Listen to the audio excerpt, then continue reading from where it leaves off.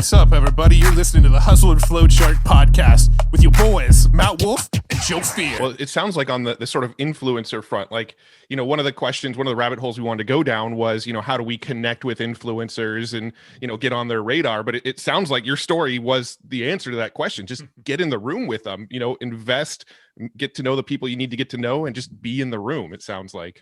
Everybody needs something. Like, everyone needs something. We all have a need right now. We all have a want, and we all have different skills and magic. The problem is we all try to be everyone else. So I try to say, oh, I've got the best reach on my podcast. Well, I've released like 5 episodes on my podcast. It's brand new. Yeah. My guest, John Lee Dumas. I launched a second podcast because I thought, why not? First episode of my second podcast, a 2-hour podcast with Elrod. Yep. So it's, you know, I didn't go and I didn't say, I've got the best reach. I've got the best audience. I went and found what my magic was. And I found what I needed, which is I needed the guests. Yep. So when you find your unique magic and you start to look and say, how can I help and how can I support and how can I build up? Before you know it, they want to come and help and support and build you up too. Yeah. And if they don't, someone else will, and it'll be okay, because I totally believe the energy we throw out into the world is the energy that we get back from someone. Mm-hmm. It doesn't have to be the same person we're serving and building up. You know, maybe they needed to be built up and somebody else will come build us up later.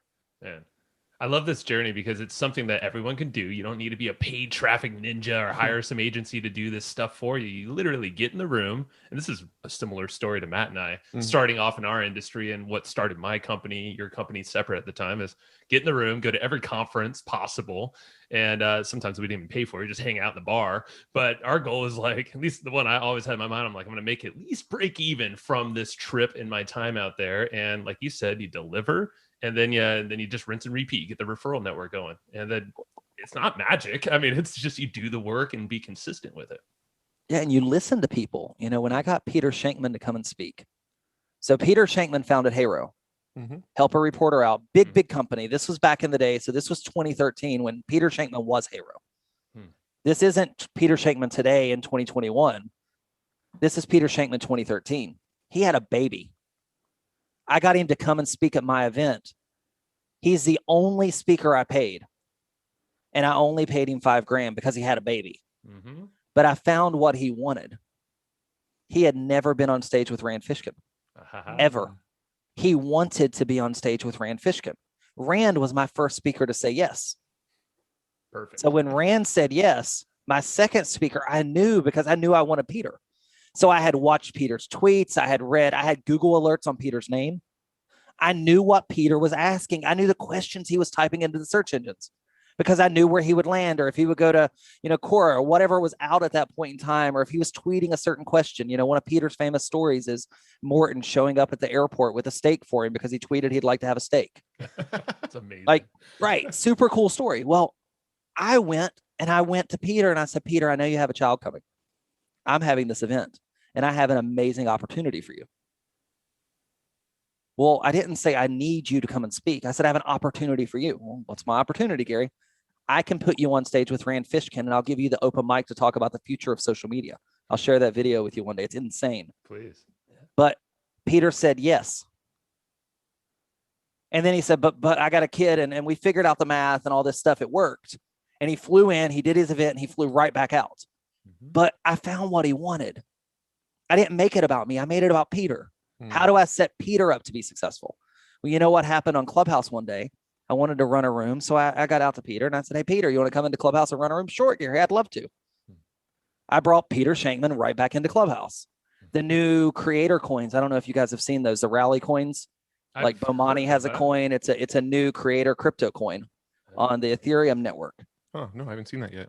Well, Peter Shankman has a creator coin. I wanted a creator coin. There's only 59 people right now that have one. I will have one next week.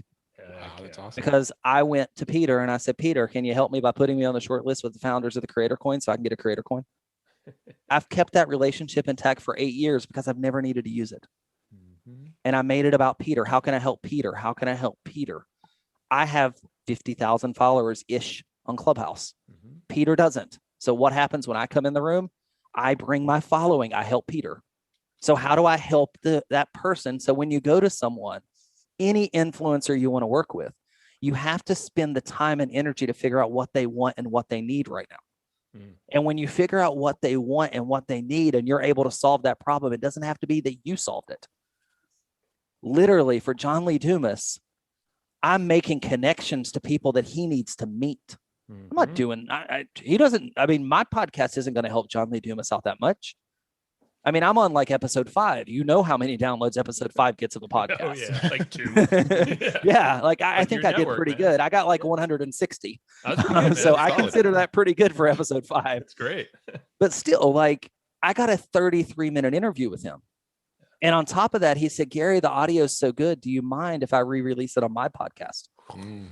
So he released it as a bonus episode on his podcast, because I showed up ready to serve and feature him as the expert, because I knew what he needed. I knew he needed to sell books.